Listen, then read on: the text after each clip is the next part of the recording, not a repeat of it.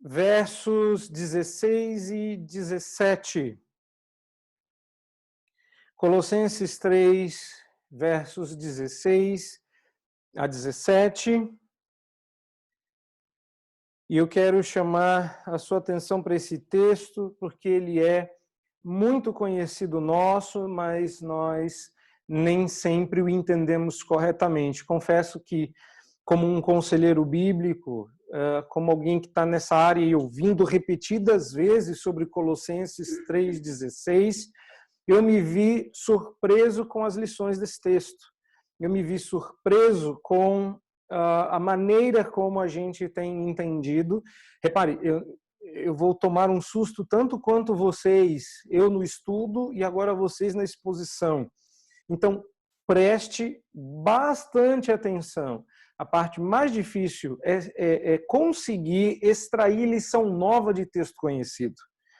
Então, eu peço que você vá lutando aí para abrir o seu coração a novidades de texto que você já conhece. Nós vamos falar sobre a riqueza da habitação da palavra de Deus em nós, e eu quero então ler o texto com vocês. Mas acompanhe na sua Bíblia também. O texto é projetado aqui para facilitar, mas ele não substitui o texto como um todo para a gente observar o contexto. Diz assim a palavra do Senhor: habite ricamente em vós a palavra de Cristo, instruí-vos e aconselhai-vos mutuamente em toda sabedoria, louvando a Deus com salmos e hinos e cânticos espirituais, com gratidão em vosso coração. E tudo o que fizerdes, seja em palavra, seja em ação, fazei-o em nome do Senhor Jesus, dando por ele graças a Deus. Eu quero rapidamente conduzi-los numa oração, pedindo que o Senhor Deus nos abençoe para que na exposição do texto e na medida que essa exposição for fiel ao texto, o Senhor nos fale por intermédio do pregador como oramos. Mas agora, sabendo qual texto que é, nós vamos rapidamente nos dirigir a Deus em oração. Feche os seus olhos, oremos ao Senhor. Deus amado, nós temos diante de nós o texto que acabamos de ler, que é a tua palavra. E pedimos agora que ela nos instrua o coração. Já pedimos que o Senhor nos fale através do pregador. E pedimos novamente que, à medida que a exposição do texto for fiel à intenção do Espírito, quando inspirou o apóstolo Paulo, nós sejamos hoje edificados com este trecho que acabamos de ler. Nós pedimos, confiados nos merecimentos de Cristo Jesus, em nome de quem nós oramos. Amém. Pois é, meus irmãos, habite ricamente em vós a palavra de Cristo. Nós vamos começar a trabalhar esse texto. Eu quero só rapidamente mostrar que há uma divisão natural nesse texto aqui, e nós obedeceremos ela. Essa divisão, ela separa aí os versos 16 e 17, habite ricamente em vós, e tudo o que fizerdes. Eu vou explicar um trecho de cada vez. Eu vou talvez ser um pouco rápido na exposição, porque eu quero encerrar esse trecho hoje. Eu acho que é possível fazê-lo. Eu vou tentar ser pontual, espero ser claro, porque há muito conteúdo nesse trecho. Como os irmãos têm visto, esse trecho é muito rico. Esse trecho tem muitas lições. Esse trecho é muito profundo, porque Paulo está nos preparando para aplicações da parte prática. Já entramos na parte prática da carta, agora o apóstolo Paulo vai aplicar a verdade aos nossos corações, mas só no próximo trecho. Esse ainda é a parte da prática da teologia e não necessariamente da implementação dessa teologia em nossas vidas. Eu quero começar chamando a sua atenção para esse primeiro trecho aí, que é o verso de número 16. Habite ricamente em vós a palavra de Cristo. Eu quero chamar a sua atenção para o fato de que Deus Paulo, né, não se refere à palavra de Deus neste trecho. talvez por conta do contexto, talvez porque nesse momento Paulo esteja falando de aplicação da redenção à nossa vida prática. E é justamente por isso que Paulo vai usar, pelo menos inicialmente aqui, para dar a ideia de estabelecimento, né, de base sobre a qual ele vai fazer afirmações, ele vai usar duas palavras que eu quero chamar a sua atenção, que inclusive no original vem sequencialmente: habite a palavra de Cristo ricamente em vós. Eu quero chamar a sua atenção para a palavra habitar, tá? Eu vou repetir isso depois, mas habitar é o único verbo neste trecho que está no imperativo, nesse trecho que você vê na sua tela. Os outros verbos aparecem em português no imperativo, mas não estão. Então, a ordem que Paulo está nos dando aqui é habite, tá? Para que o nosso coração habite ricamente na palavra de Cristo. E o segundo momento, a segunda palavra importante com a qual Paulo abre esse texto, é a expressão palavra de Cristo, que normalmente a gente não usa, mas que deveria. O que Paulo diz aqui, assim, é praticamente unânime entre os comentaristas, é que a Escritura toda aponta para Cristo, razão pela qual Paulo chama a palavra de Cristo. Repare, no Antigo Testamento se falava do Cristo ou do Messias que haveria de vir, enquanto o Novo Testamento fala daquele que veio e voltará. E isso é facilmente verificável em muitos outros lugares na Escritura Sagrada. Reparem bem, gravem bem isso. A palavra é de Cristo, ela aponta para Cristo. Cristo é o centro da Bíblia. Cristo é o centro da palavra de Deus. Tudo aponta para Ele, tudo flui dele.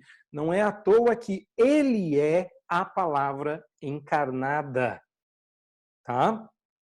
Ontem nós estávamos tendo aula de catecúmenos e eu me referia à palavra de Deus, como ela aparece de três formas. A palavra de Deus aparece primeiro falada pelo próprio Deus, depois ela aparece escriturada, que é essa que você tem na mão, e por fim, Deus a faz encarnar em seu Filho. Cristo é a palavra encarnada. Isso está tanto em João capítulo 1, verso 1, quanto em Hebreus 1, capítulo 1, verso 1. Então, João 1:1 e Hebreus 1:1, unidos, dizem a mesma coisa.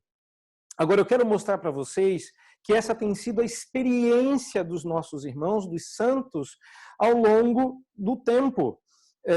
Na própria Bíblia você vê isso. Eu quero citar dois exemplos para provar que a palavra é de Cristo, porque esse ponto estabelecido, eu vou retornar a ele repetidas vezes ao longo da exposição, por isso é importante.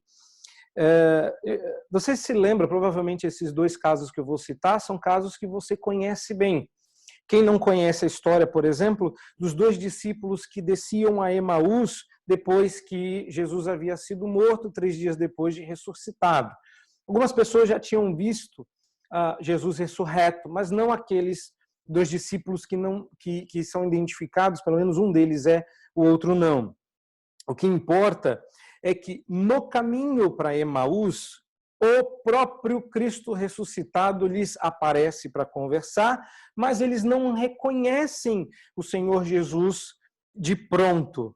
E então, diz o texto de João, por exemplo, que Jesus, começando por Moisés, discorrendo por todos os profetas, expunha-lhes o que a seu respeito constava em todas as Escrituras.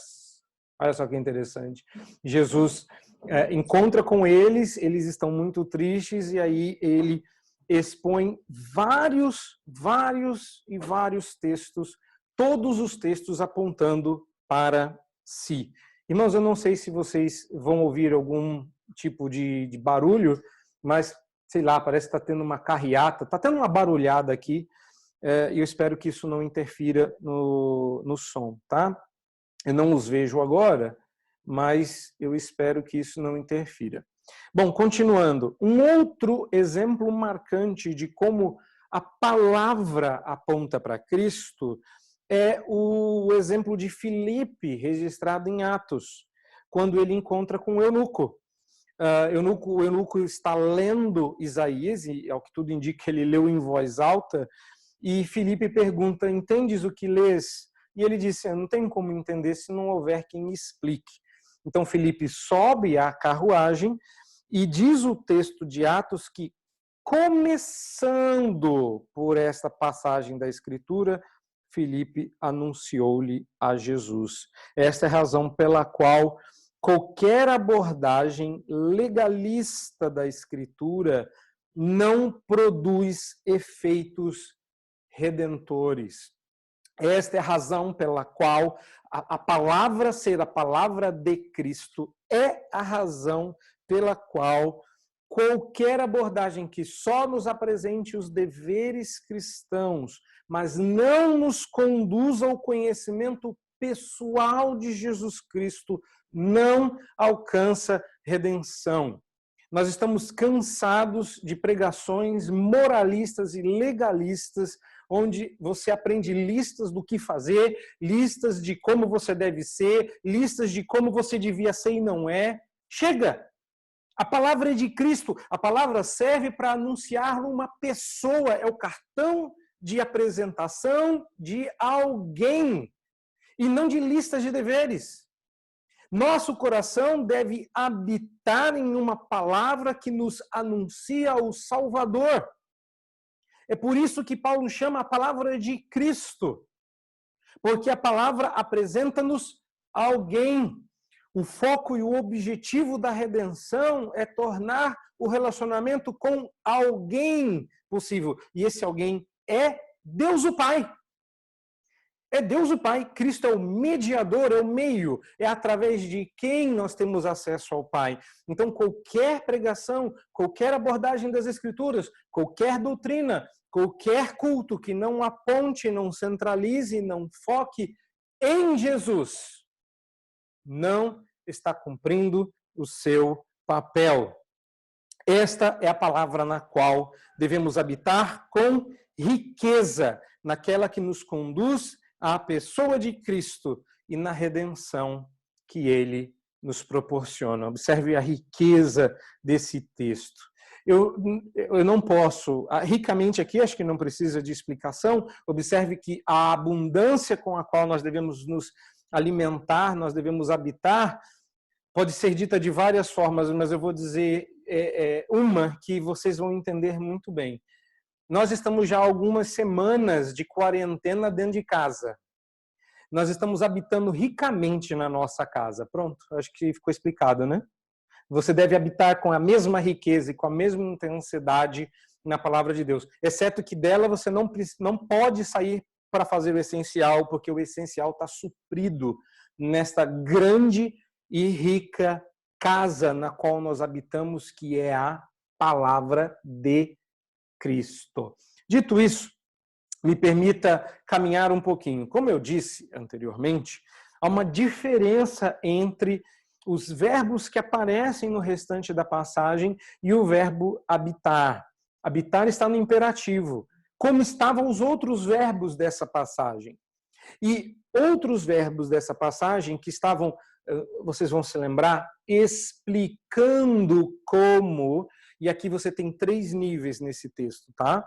Você tem um nível no qual Paulo ordena, você tem uma tríade de 3 verbos que Paulo nos apresenta aí, que é a maneira como nós vamos em ação, por isso ele usou um verbo, agir de modo que a gente perceba essa habitação. Então, instruir, aconselhar e louvar é a maneira pela qual nós habitamos com riqueza na palavra de Cristo. Eles não são imperativos e todos os 3 estão na mesmíssima conjugação no grego. Outra coisa que eu disse ontem no Catecúmenos, eu até avisei a eles ontem que eu teria que repetir muita coisa hoje, e hoje vocês vão ouvir muita coisa de catecúmenos. Então, uma das coisas que vocês vão me ouvir dizer muito ainda é que o ideal seria que todos nós lêssemos grego e hebraico, não é? E que eu não teria nenhum problema, porque a gente poderia nos banhar com a riqueza da palavra com muito mais abundância do que nós fazemos hoje. Mas observe o quão dependente nós somos, não interessa em que versão você esteja lendo, quão dependente nós somos da exposição do texto.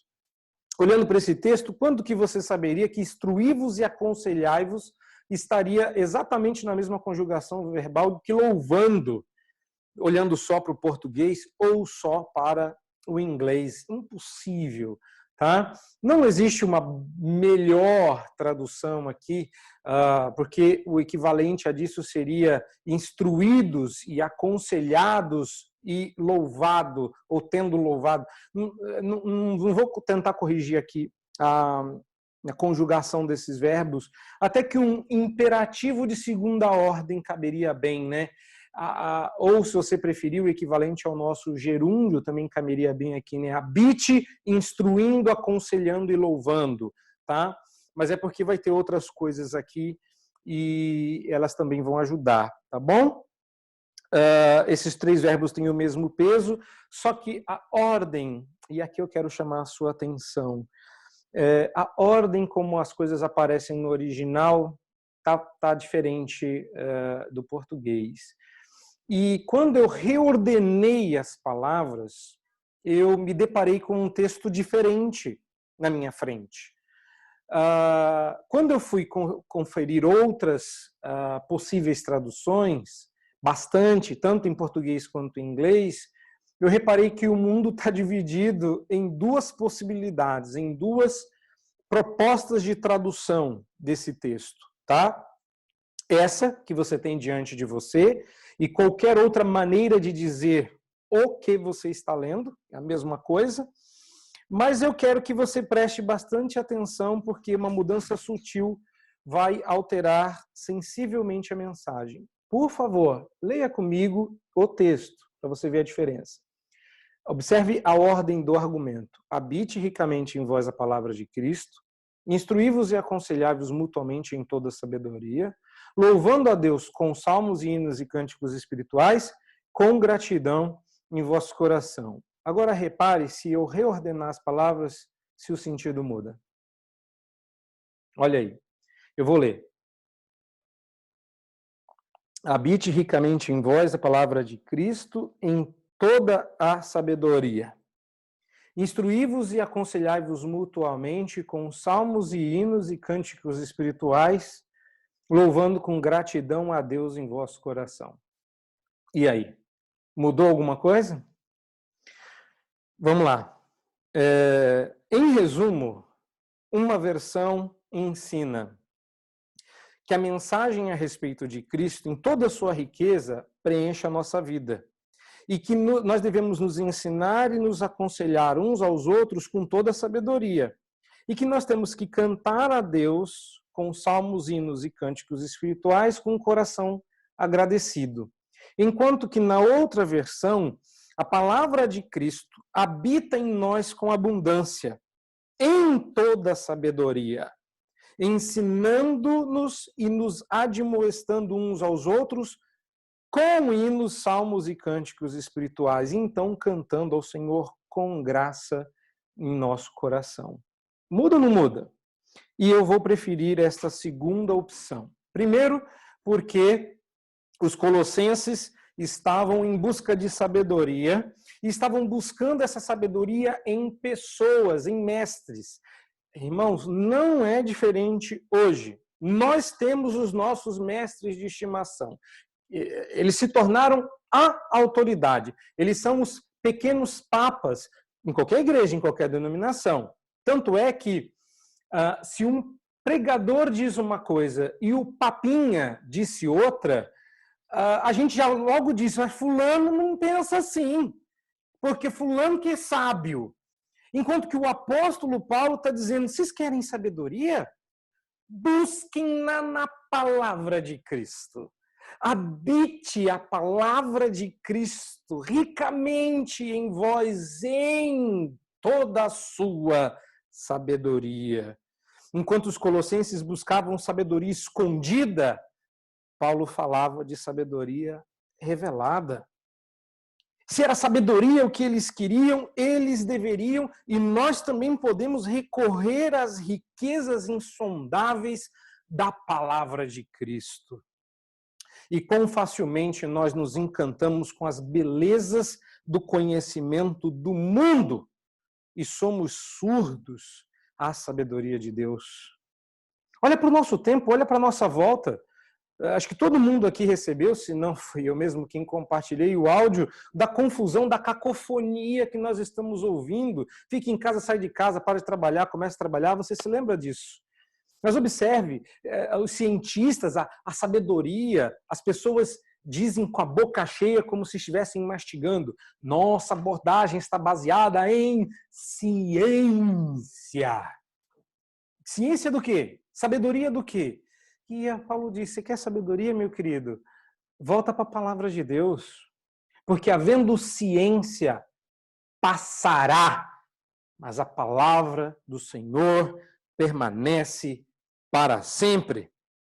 Quantas vezes, reparem bem, e o nosso tempo, ele fornece todas as ilustrações possíveis, a deusa ciência faz a sua voz conflitante ser ouvida quando Deus, em coro uníssono, ressoa a sua doce voz e nós sequer percebemos.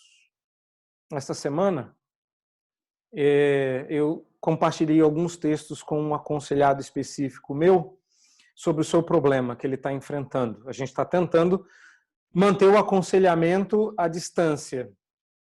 E eu perguntei para ele, como é que está sendo a leitura, o que você está achando? Olha só que interessante. Ele me mandou o seguinte feedback: o que mais me encanta é que você me deu vários autores diferentes, homens e mulheres, e todos parecem dizer a mesma coisa. Quando a gente habita na palavra de Deus, a sabedoria da palavra se faz ouvir através de nós. Do contrário, é só mera sabedoria ou ciência humana. Outra coisa que esse texto também nos salienta, que é importante dizer, é que a instrução e o aconselhamento nesse texto é mútuo. É claro que nós devemos ter mestres, e é claro que entre nós há quem saiba mais e menos de todos os assuntos, inclusive escritura sagrada. Mas o que esse texto está dizendo é que nós deveríamos estar nos instruindo e nos aconselhando mutuamente. Repare que todos nós estamos, entre aspas, hoje, sentados juntos ouvindo a mesma mensagem. Mas um e outro vai esquecer um trechinho, tá pensando no seu problema, tá focando mais numa área, e a gente vai acabar perdendo um monte de conteúdo.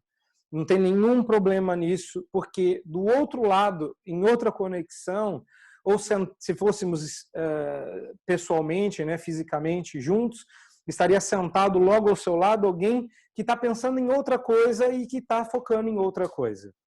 E Deus distribui assim, no meu entender, para que a gente possa se abençoar mutuamente. Para que quando você precisar, você possa dizer assim, meu irmão, a gente ouviu isso, eu queria te lembrar daquilo, deixa eu te instruir nesse texto, como muitas vezes você vai ter que fazer, se é que já não fez, de pegar a Bíblia e explicar, como um dia você vai ter que fazer em relação a esse texto. Você vai pegar e vai mostrar para a pessoa, olha, na verdade, a ordem correta desse texto é assim, ó. Repare que você muda essa palavra de lugar, muda o sentido do texto. Então, mutuamente, é uma palavra importante aí, mas a mutualidade do corpo de Cristo está presente em toda a sessão. Não é meu foco, o meu foco é o que vem na sequência, porque essa é a grande mudança que o reordenamento do texto, a recolocação dessas palavras, no meu entender, que faz mais justiça ao original concordam comigo outros teólogos ao longo da história. Fui dar uma olhada lá para ver como é que os teólogos proeminentes que a gente respeita, como eles, eu não estou falando só de reformador, mas de vários outros, eles não são unânimes na divisão desse texto, na maneira como traduzem, mas aqueles que eu elegi como os meus mestres da história dividem o texto e entendem o texto dessa forma. Eu entendo que esta maneira é a mais fiel ao texto original. Me permita aqui fazer um adendo para eu partir para a explicação. Espero não estar sendo muito rápido. A primeira coisa é que dividir o texto dessa forma acaba com uma celeuma besta. Tanta gente querendo saber o que cada palavra desse texto quer dizer para que a gente aprenda a cantar, porque na versão tradicional de Colossenses 3,16, olha para a sua Bíblia aí e compara com o que você está vendo na tela. Lá diz assim que a gente deve cantar com salmos, hinos e cânticos espirituais, cantar a Deus com isso. Mas eu entendo que nós devemos pelo menos que me parece ser mais fiel ao texto original, é que a gente devia nos instruir e nos aconselhar com salmos, hinos e cânticos espirituais. Isso acaba com a celeuma. Porque o assunto do texto não é que hinário que você tem que cantar na igreja. Observe que o contexto não pede isso. Paulo está falando de abandonar pecado. Paulo está falando de ajudar o irmão. Paulo está falando de ser uma bênção no corpo de Cristo. Paulo está falando de praticar a teologia que ele acabou de dizer. O assunto do apóstolo Paulo não é liturgia de culto. O assunto do apóstolo Paulo é liturgia de vida. Então, o que Paulo quer é que a gente se aconselhe e se instrua com salmos, hinos e cânticos espirituais. E eu debati com esse texto até tarde da noite, depois desse sermão pronto, para quebrar a cabeça e descobrir por que o apóstolo Paulo quer que a gente se aconselhe e instrua com salmo, hino e cântico espiritual. E eu lamento dizer que eu não consegui chegar a nenhuma conclusão satisfatória. Eu não sei dizer por quê, mas eu sei dizer que eu tenho algumas propostas de resposta. Porque Paulo pediu para a gente usar salmo, hino e cântico espiritual. Talvez porque, como disse João Calvino em seu comentário, o livro dos Salmos seja uma anatomia da alma humana. Talvez essa seja uma boa explicação pela qual Paulo diga, pega o livro dos Salmos, pega os cânticos da Bíblia toda e use isso para aconselhar e instruir mutuamente. Talvez porque no livro dos Salmos nós encontramos toda e qualquer afeição humana retratada ali de maneira correta, redimida. Talvez essa seja a razão. Porque o livro dos Salmos, você vai reparar, é um dos poucos momentos, ou seja, o único livro da Bíblia, em que um homem responde a Deus sem um estímulo direto de Deus ao homem. Toda vez que nós cantamos, toda vez que nós louvamos, toda vez que nós compomos hinos, estou falando pensando biblicamente, o homem responde corretamente à palavra de Deus. Talvez seja por isso que Paulo esteja indicando. Ou quem sabe, porque os cânticos antigos de Israel carregavam sabedoria com a beleza da poesia. Talvez essa seja a razão.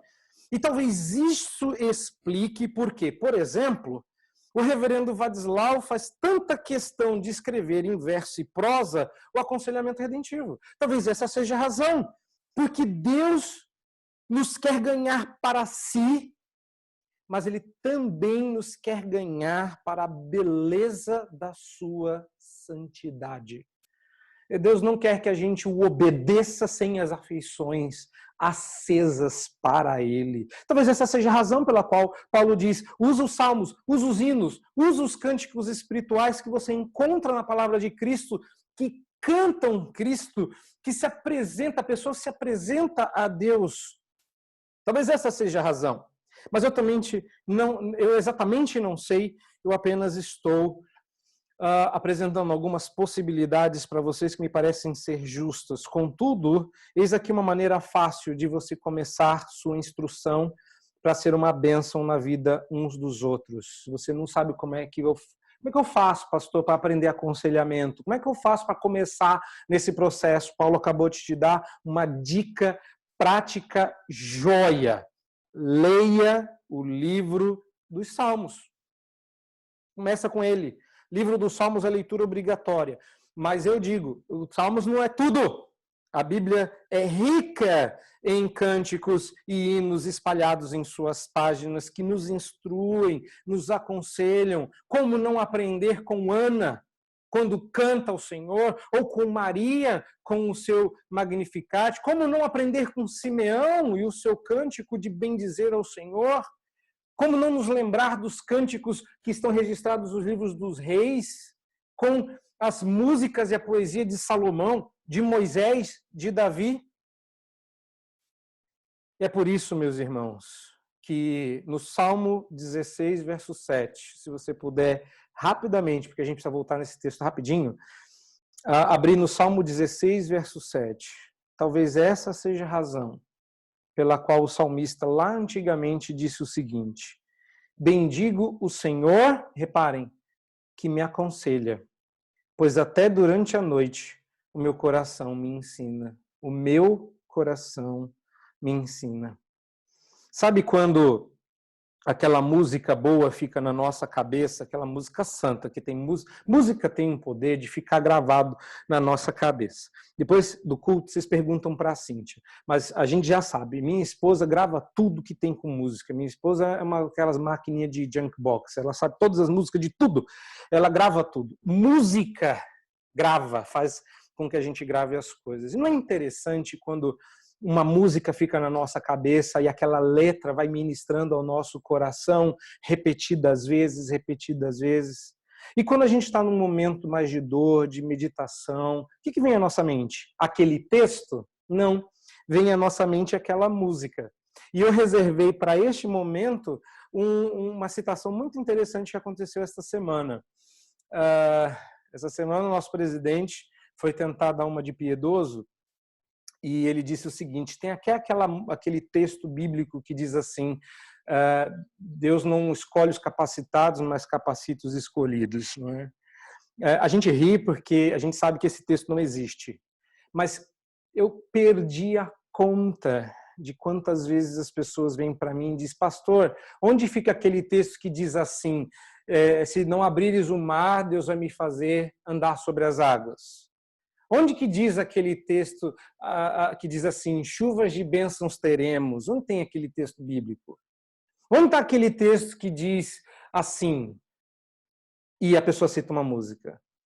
E é por isso que nossas músicas devem ecoar a palavra de Deus. Você deve cantar trechos que te remetam ao texto bíblico. Mas o assunto aqui não é liturgia, o assunto aqui é instrução e aconselhamento mútuo. Se a nossa música não veicula texto bíblico, como é que a gente vai fazer para abençoarmos uns aos outros, compormos músicas que abençoem uns aos outros? E por fim, deixe-me lembrar do que acontece muito, e eu já tive a oportunidade de experimentar um pouco disso, em velório de crente. No momento em que mais a gente sofre, no momento em que mais a dor é aguda, e eu tive a oportunidade de participar de 2 velórios muito próximos, sabe o que crente faz quando dói demais? Você já sabe? Ele canta. Ele canta porque é a maneira da gente se aconselhar mutuamente. A gente canta, você já reparou nisso? No momento que dói demais, que a gente não aguenta mais, alguém puxa uma música e todo mundo começa a cantar junto, e aquilo vai entrando na nossa alma, aquilo vai consolando o nosso coração, assim que devia ser, porque é assim que está na Bíblia. Nós vamos prosseguir, porque não acaba aqui, obviamente. Eu só quero chamar a sua atenção para uma última traduçãozinha aí melhor, porque literalmente a palavra lá significa cantando, obviamente, que pode ser traduzido por louvar. Eu não estou questionando se louvor, cantar, não é esse o meu assunto agora. Pode ser louvar, não tem problema, mas o que estamos sendo encorajados aqui é que nós devemos cantar a Deus com graça em nossos corações. E eu quero salientar a expressão no coração, tá? Por quê? Porque Paulo parece aqui nos dizer duas coisas. A primeira delas é que o verdadeiro louvor, a música que agrada aos ouvidos do Senhor, é cantada no coração. Isso, Deus quer que sua graça nos mova de dentro para fora. É como se Paulo estivesse nos dizendo que a operação do nosso amor seja movida pela ação do seu amor derramado em nosso coração em direção ao afora, em direção ao próximo. É no coração que esta graça age e que o verdadeiro louvor existe. É possível cantarmos de boca para fora. É possível que a gente louve sem louvar. E é possível louvar sem abrir a boca.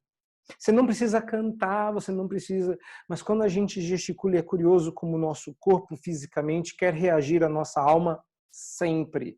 Que até no nosso leito de enfermidade, quando a gente não consegue mais falar, a gente quer mover os lábios para falar, para se expressar, para louvar. Nosso corpo vai sempre reagir, mas a ideia é que o verdadeiro louvor, Deus pesca no coração e não nos lábios, porque quando o lábio fala, ele já fala do que está cheio o coração. Então nós devemos nos aconselhar, instruir mutuamente com salmos, hinos e cânticos espirituais e cantar com graça no coração a Deus e Pai. Mas eu também entendo que Paulo está nos dizendo uma segunda coisa a partir dessa expressão. Porque minha pergunta é, por que no coração? Porque isso bate com a sua teologia de aconselhamento redentivo, pastor?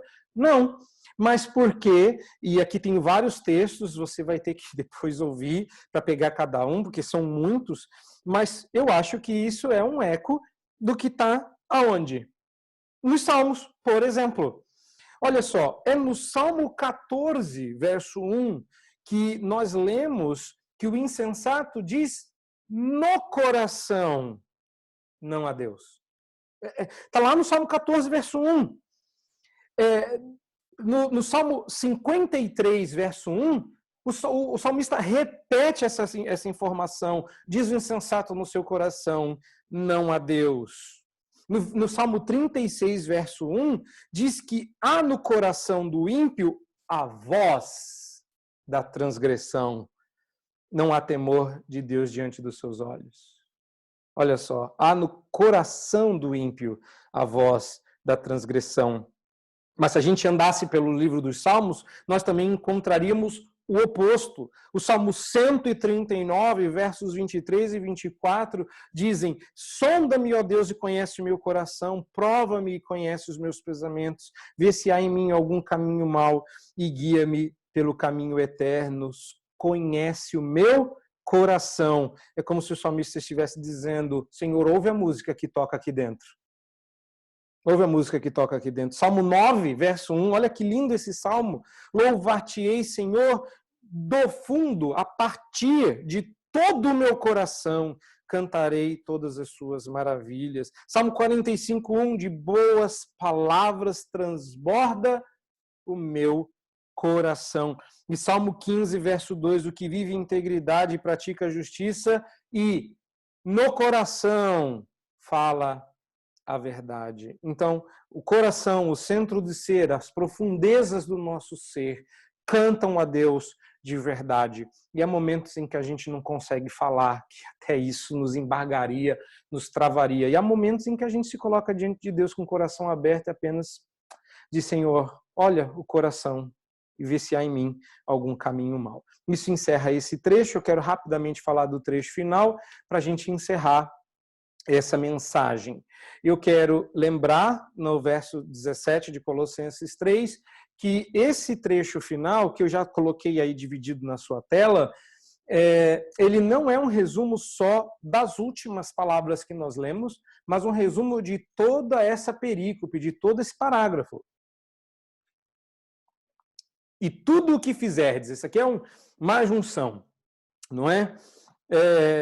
Como na carta de Paulo aos Efésios, aqui ele está nos dando recomendações gerais que servem para praticamente qualquer coisa. Por que eu sei disso? Por causa disso aqui. Porque ele vai usar a palavra tudo.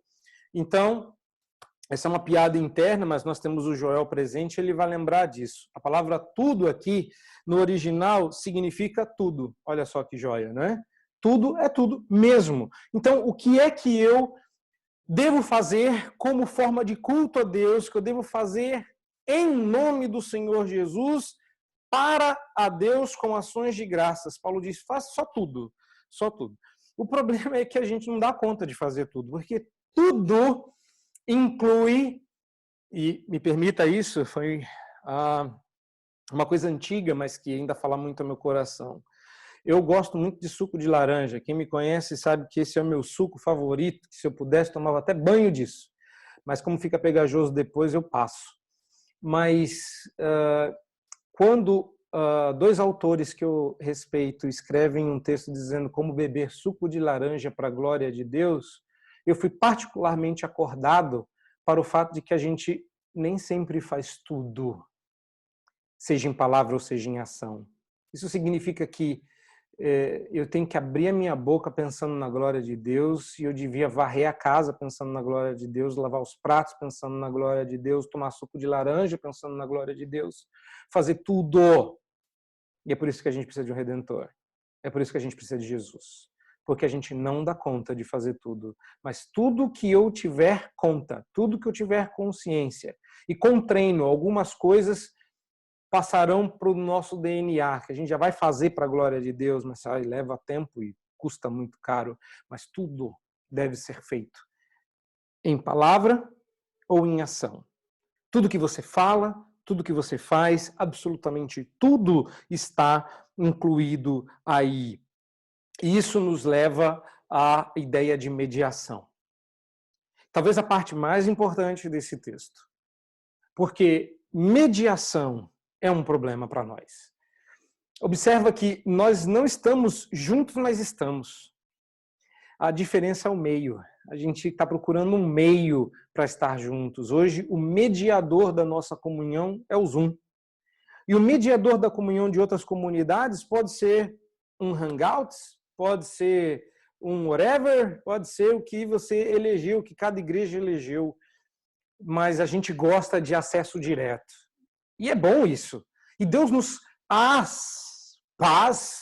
promete isso, acesso direto a Ele, através de um meio que não corta, não trava, que a conexão não cai, o meio através do qual nós temos acesso direto ao Pai é o Senhor Jesus Cristo.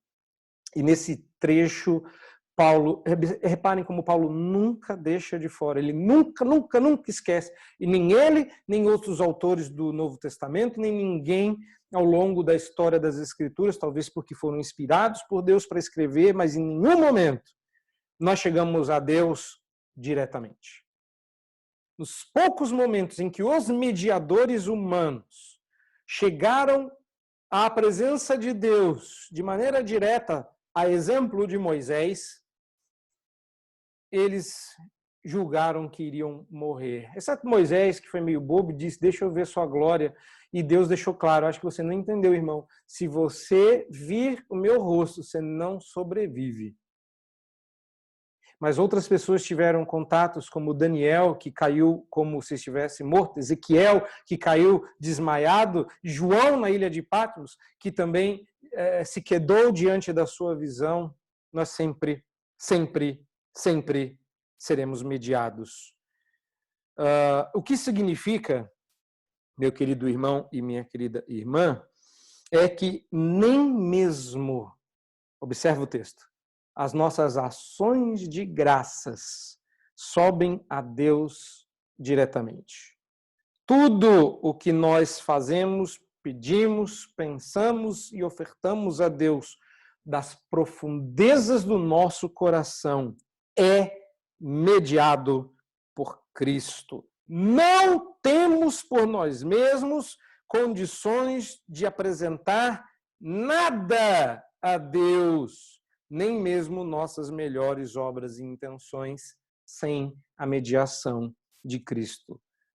Todas essas coisas, em alguma medida, carregam a mancha do pecado e ficam, por isso, inaceitáveis diante de Deus. Em nome do Senhor Jesus, se tornam aceitáveis, porque Ele as torna aceitáveis. E você deve, novamente, ser relembrado da gratidão, tá? Sim, nem nossas ações de graças são aceitas à presença de Deus Pai. E é por isso que nossas palavras, nossas atitudes, nossas ações de graças devem ser por Ele ofertadas a Deus. Só quero corrigir aqui um pontinho antes de encerrar, não é? Porque o apóstolo Paulo deixa claro aí que deve ser a Deus Pai. Normalmente as pessoas têm em Jesus uma figura mais amorosa, mais próxima, mais aconchegante do que tem em relação à imagem que elas têm em relação a Deus. Mas é o nosso Deus e Pai quem nos dá todas as coisas boas, todas as dádivas, de onde vem todo o dom perfeito que desfrutamos, tá? Tudo vem dele, tudo é para ele, inclusive as nossas orações. Então, como tem gente que sempre confunde as coisas e acaba orando para Jesus, para o Espírito Santo, só lembrar aqui que tudo é dirigido a Deus o Pai e o acesso a Deus o Pai é providenciado pelo Senhor Jesus e nós temos acesso porque Jesus é Deus como Deus é. E isso, eu entendo, explica o texto desta manhã. Espere em Deus que você seja estimulado a habitar com riqueza na palavra de Cristo e use dos recursos da palavra de Cristo para a nossa instrução e aconselhamento mútuo e que com graça o seu coração eleve a Deus em nome de Jesus. Essa é a razão pela qual nós oramos em nome de Jesus. Essa é a razão pela qual o culto é oferecido a Deus em nome de Jesus e tudo que nós fazemos a Deus é em nome de Jesus ofertado a Ele e que seja sempre assim. Amém.